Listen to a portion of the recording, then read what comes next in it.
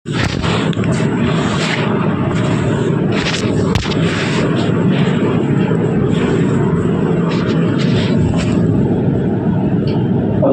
لله نحمده ونستعينه ونستغفره ونؤمن به ونتوكل عليه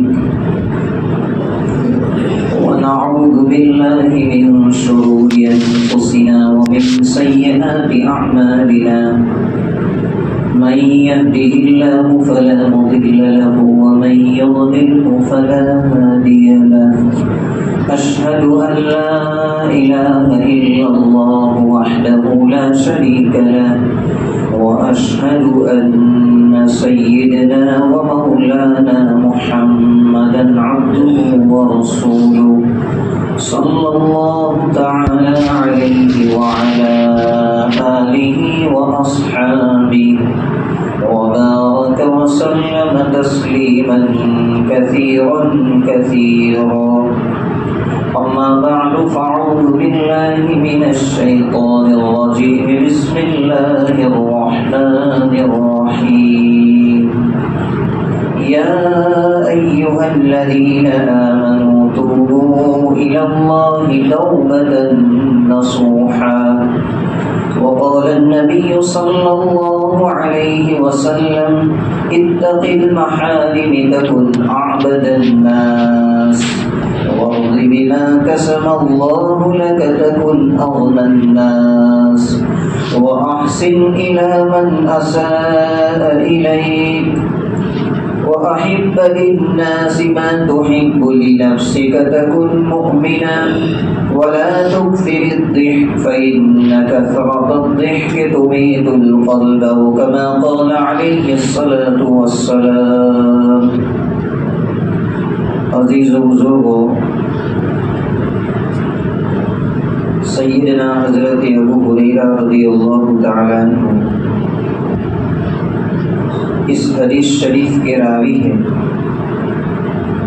وہ فرماتے ہیں ایک مرتبہ پیغمبر علیہ السلام نے حضرات صحابہ کے مجمع کے سامنے یوں فرمایا کہ ابھی میں تمہارے سامنے 5 باتیں بیان کروں گا. من یأخذ عنی ہؤلاء الکلمات. تم میں سے کون ایسا ہے جو ان 5 باتوں کو یاد کر لے اور یاد کر کے دوسروں کو پہنچاوے،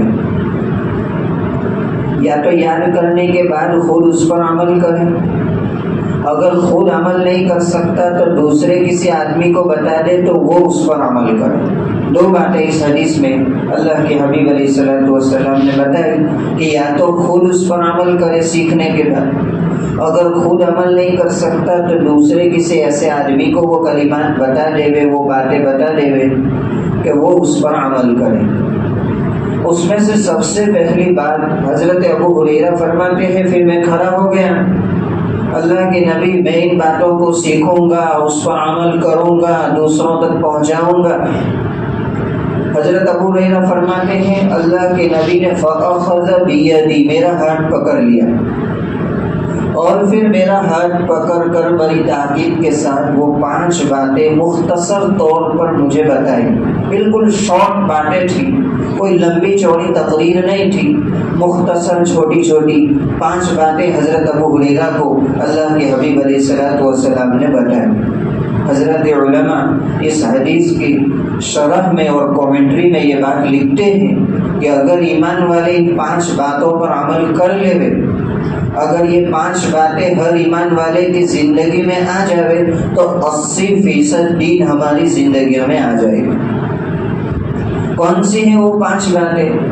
سب سے پہلی بات بتائی اتق المحارم تکن اعبد الناس. اللہ کے نبی حضرت ابو ہریرہ کو مخاطب بنا رہے. حضرت ابو ہریرہ کو فرماتے ہیں بتانا پوری امت کو، مخاطب حضرت ابو ہریرہ ہیں لیکن قیامت تک آنے والا ایک ایمان والے کو اللہ کے نبی یہ بات بتا رہے ہیں اتق المحارم تکن اعبد الناس، کہ اللہ کی حرام کردہ چیزوں سے بچنا. اللہ نے جن چیزوں سے منع فرمایا ان چیزوں سے بچنا، گناہوں سے بچنا، اس کا فائدہ کیا ہوگا؟ اللہ کے نبی کہتے تکن اعبد الناس، دنیا میں سب سے بڑے عبادت گزار بن جاؤ۔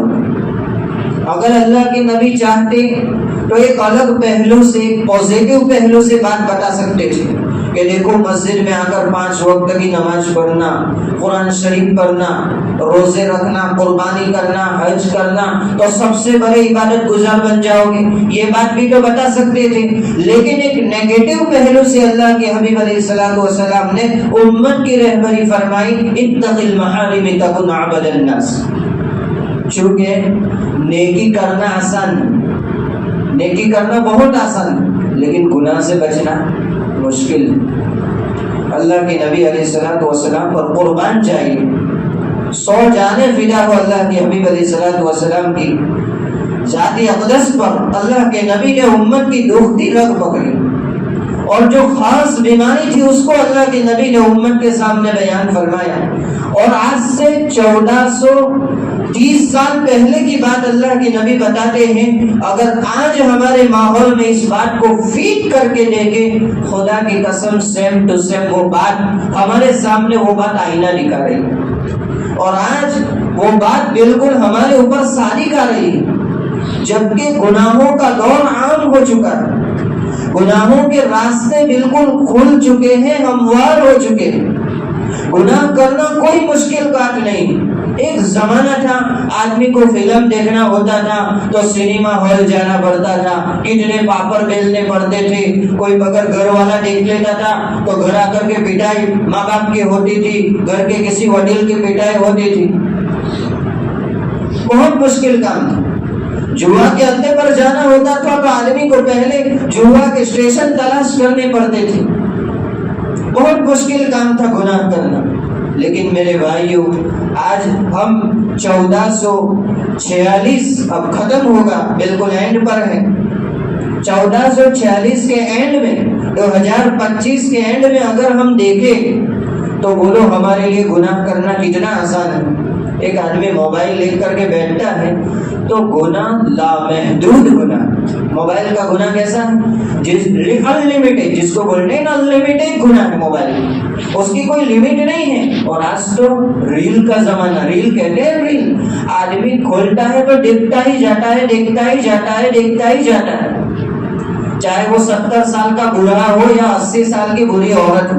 اب ایک آدمی کارگزاری بتا رہا تھا، مولانا تھی، وہ بتا رہے تھے کہ 80 سال کی عمر کی ایک بوڑھی عورت جس کے ہاتھ میں موبائل تھا اور وہ ریل دیکھ رہی ہے اور کہتے تھے کتنا مزہ آ رہا ہے۔ چونکہ ایک آدمی 1 گھنٹے کی کوئی چیز دیکھتا ہے تو آدمی اٹھتا جاتا ہے، لیکن ایک 2 منٹ کی کلپس دیکھتا جاتا ہے، 2-1.5 منٹ کی کلپس دیکھتا ہے تو اٹھتا ہے نہیں آتی، بس آدمی کھولتا جاتا ہے، دیکھتا جاتا ہے، دیکھتا جاتا ہے، پتہ نہیں اس میں کون کون سی باتیں آتی، اور کیسی کیسی گندگی ہمارے ذہنوں کے اندر اس موبائل کے راستے سے بٹھائی جا رہی ہے۔ ایک بے شرمی اور بے حیائی کی حد ہمارا معاشرہ پار کر چکا ہے۔ پہلے ایک جوان بیٹی جب گھر سے محلے کی دکان میں جاتی تھی تو ماں باپ کی ہمت نہیں ہوتی تھی کہ اس کو تنہا بھیجیں دکان پر، اتنے غیرت مند تھے اس زمانے کے ہمارے ماں باپ، بڑے بوڑھے۔ اب سب کو معلوم ہوگا ہمارے بڑے بوڑھوں کا حال کیا تھا، گھر کی عورت کے لیے باہر نکلنا ایک عیب کی چیز سمجھا جاتا تھا، محلے کی دکان تک ہماری جوان بیٹی کو بھیجنا ہمارے والدین پسند نہیں کرتے تھے۔ لیکن زمانے نے ایسی کروٹ بدلی اور مغربی تہذیب کی ایسی ہوائیں ہمارے معاشرے میں عام ہوئی اور ایسی تحریکیں چلائی گئی کہ تم نے عورتوں پر ظلم کیا، تم نے عورتوں کو گھروں میں بند کر دیا، تو انہوں نے لے جا کر کے ہماری عورتوں کو سپا پارلر میں بٹھا دیا۔ جس عورت کو آدمی اپنے گھر کے دروازے سے نکال نہیں سکتا تھا، سپا پارلر میں جا کر کے بٹھا دیا، غیر محرموں کی بدن کی مالش کر رہی ہے عورتیں، اور زمانہ کہتا ہے دیکھو عورتوں نے ترقی کی۔ ارے یہ تمہاری ترقی پر ہم ٹھوکتے ہیں اگر اس کو تم ترقی کہتی ہیں کہ جن عورتوں کو گھروں سے نکال کر سپا پارلروں میں، اور تم نے اس کو ایئر ہوسٹس کے شکل میں، اور تم نے اس کو مال میں ایک سیلر کی شکل میں اگر بٹھا دیا تو ہم اس کو تسلیم نہیں کرتے.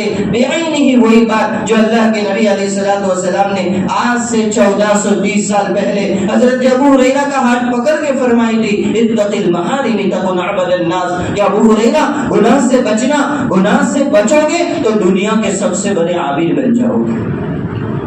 میرے بھائیوں، ہم قرآن پڑھ کے سوتے ہیں، نساء کی نماز پڑھ کے سوتے ہیں، وظائف پڑھ کے سوتے ہیں، لیکن چھوٹا سا دجال جب میں سے نکل گیا تو ہماری ساری عبادتوں پر پانی پھیر دیتا ہے. اور دیر رات تک وقت کا پتہ نہیں چلتا میں کیا دیکھ رہا ہوں اور کتنے بج گئے. بس لامحدود گناہ کی ایک لڑی اور ایک لنک کھلی ہوئی ہے جس میں آدمی ساری گندگیوں اور ساری بے شرمی کی حدیں پار کر کے اور ساری وہ گندگی اپنے ذہنوں میں بھر رہا ہے. اور ایسے زمانے میں گناہ سے بچنا میرے بھائیوں بہت مشکل کام ہے. اس لیے اس سے تھوڑی دوری اختیار کرے تو بہتر ہے، ورنہ اس سے خطرناک حالت آئیں گے. ہم اپنی اولادوں کو ایسی بے دینی کی آگ میں جلتے ہوئے دیکھیں گے کہ پھر ہمارے جوان بیٹے کو بے دینی کی آگ سے بچانا میرے اور آپ کے بس کا کام نہیں ہوگا. معصوم چھوٹے بچوں کو بھی موبائل کا ہم نے ایسا عادی بنا دیا ہے کہ ان کو بھی موبائل کے بغیر اب چین نہیں پڑتا. یہ کیا زمانہ ہے اور ہم کہاں پہنچ چکے ہیں. بالکل فحاشی اور عیاشی ہمارے معاشرے میں عام کرنے کے بالکل پلاننگ کے ساتھ. یہ کوئی ایسا اتفاقاً نہیں ہوا بلکہ کئی سالوں کی سوچی سمجھی چال تھی جو آج ہمارے معاشرے میں عام کر کے ایک مسلم کمیونٹی کو اور مسلم کمیونٹی کے نوجوانوں کو دین کے بالکل پرے لے جا کر کھڑا کر دیا، جہنم کے دہانے پر کھڑا کر دیا. حالانکہ قبر روزانہ کہتے ہیں نا. حضرت شیخ زکریا رحمۃ اللہ علیہ نے جہاں اس کا تذکرہ کیا ہے وہاں لکھتا ہے، حدیث پاک میں آتا ہے قبر روزانہ کہتی ہے کہ میں کیڑے مکوڑے کا گھر ہوں، میں اندھیرے کا گھر ہوں، میں وحشت کا گھر ہوں، میرے پاس آنا ہوگا تو تیاری کر کے آنا. ذرا سوچے آخرت کی کتنی تیاری ہو رہی ہے. آخرت سے دوری ہو رہی ہے، تیاری ہو رہی ہے. قبر کی تیاری ہو رہی ہے یا گناہوں میں مست ہے. اس لیے گناہ سے بچنے کا خوب اہتمام کرے. یہ زمانہ ایک ایسا زمانہ ہے کہ اگر آدمی بے فکری برتی تو اس کے دین کا خطرہ ہے، اس کے ایمان کا خطرہ ہے. ایمان کے پرزے اڑ جائیں گے اور دین کے پرزے اڑ جائیں گے. آدمی صرف نام کا مسلمان باقی رہے گا، صرف رجسٹر میں نام محمد احمد اور عبداللہ ہوگا. ورنہ ہمارے استاد محترم دارالعلوم دیوبند کے شیخ الحدیث حضرت مفتی سعید صاحب پالنپوری رحمۃ اللہ علیہ، جب ہم دارالعلوم دیوبند میں دورہ میں بخاری شریف ان کے پاس پڑھتے تھے، اس زمانے میں مثال دے کر کے سمجھایا تھا کہ مسلمانوں ہماری حالت تو ایسی ہے، صرف وائرنگ کے اوپر لگے ہوئے بلب باقی ہے، ورنہ سارا وائرنگ فالٹ ہو چکا ہے، سارا وائرنگ جل چکا ہے. ہر اینگل سے بے دینی ہمارے گھروں میں آ کر ہماری جوان بیٹیوں کو اور ہمارے جوان بیٹوں کو اور ہماری نوجوان نسلوں کو تباہی کے دہانے پر پہنچا چکی ہے. اس لیے اللہ کے نبی نے سب سے پہلی بات جو حضرت ابو ہریرہ کو فرمائی، اتق المحارم تکن عبد الناس، کہ گناہ سے بچنا، گناہ سے بچو گے تو دنیا میں سب سے بڑے عبادت گزار بن جاؤ گے. ایک آدمی کو آپ کہو گے نا کہ بھائی نماز پڑھ تو کریں گے انشاءاللہ مذہب صبح سے چالو کروں گا، لیکن اگر ہمت ہے تو کہہ کے دیکھو کہ سود کھانا چھوڑ دے، پڑوسی کا حق دبایا ہے چھوڑ دے، 3 فٹ کی زمین پر تو نے قبضہ کیا ہے، لوگوں کے راستے کو دبایا ہے وہ چھوڑ دے، تو وہ لڑنے کے لیے تیار ہو جائے کہ نہیں اس اینگل سے کوئی کمپرومائز نہیں ہوگا. یہ بات میرے سامنے مت کرو. عبادت کرنا آسان ہے، گناہ سے بچنا بڑا مشکل ہے. اس لیے اللہ کے حبیب نے فرمایا گناہ سے بچتے رہنا، گناہ سے بچو گے تو سب سے بڑی عبادت گزار بنو. پھر آگے فرمایا وَرْضِ بِمَا قَسَمَ اللَّهُ لَكَ تَكُنْ أَغْنَى النَّاسِ. اللہ تعالیٰ نے جس حالت میں رکھا، جس پوزیشن میں رکھا، اس پوزیشن میں خوش رہنا تو دنیا کے سب سے بڑے مالدار بن جاؤ گے. واہ واہ، اللہ اکبر، کتنی بہترین بات اللہ کے نبی نے فرمائی. آج ہماری دوڑ بھاگ، صبح سے اٹھنے سے لے کر رات سونے تک میرا دوڑنا، میری فکریں، میرے جذبات، میری قربانیاں اور میرے دماغوں کی سوچ مالدار بننے کی ہے کہ نہیں؟ میں اسی لیے بھاگ رہا ہوں، میں اپنی پوزیشن پر خوش نہیں ہوں، میں اپنا مکان دیکھ کر کسی مالدار کا بنگلہ دیکھ کر میں ناخوش ہوں، اور رات میں کروٹیں بدل رہا ہوں، بھائی میرے پاس کب اب خود کی سواری آئے گی، میرے پاس کب مرسیڈیز آئے گی، میرے پاس کب فارچونر آئے گی۔ حالانکہ مجھے اپنی بائک پر خوش رہنا چاہیے۔ اللہ کے نبی نے خوش رہنے کا ایک بہترین فارمولہ امت کے سامنے بتایا کہ جس حالت میں اللہ نے تمہیں رکھا ہے نا، اس حالت میں تم خوش ہو جانا تو دنیا کے سب سے بڑے مالدار بن جاؤ گے، ورنہ کبھی سکون نہیں ہوگا۔ آدمی کروڑوں کے بنگلے میں سویا ہوا ہے، جس روم میں سویا ہے نا اس کا فرنیچر لاکھوں روپے کا بنا ہوا ہے، کمرے میں اعلیٰ سے اعلیٰ قسم کا ایئر کنڈیشن لگا ہوا ہے اور اعلیٰ قسم کے بیڈ پر سویا ہوا ہے۔ خدا کی قسم اگر دل میں دینا نہیں ہے تو آدمی کروٹ جانوروں کی طرح بستر پر کروٹیں بدلے گا۔ کیوں؟ اس لیے کہ اپنی پوزیشن پر خوش نہیں ہے اور چاہیے اس کو۔ اللہ کے حبیب نے حدیث میں فرمایا تھا نا کہ ایمان والے کو تو ایک والی سونے کی مل جائے تو تمنا کرے گا کہ دوسری بھی مل جائے، کبھی اس کا پیٹ نہیں بھرتا۔ یہ دو باتیں ہوئی، ایک تو یہ کہ گناہ سے بچنا، گناہ سے بچو گے تو سب سے بڑی عبادت گزار بن جاؤ گے۔ دوسری بات بتائی کہ اللہ نے جس پوزیشن میں رکھا ہے اس پر خوش رہنا تو تم دنیا کے سب سے بڑے مالدار بن جاؤ گے۔ کبھی انشاءاللہ زندگی نے وفا کی اور موقع ملا تو دوسری 3 باتیں انشاءاللہ بیان کی جائے گی۔ وآخر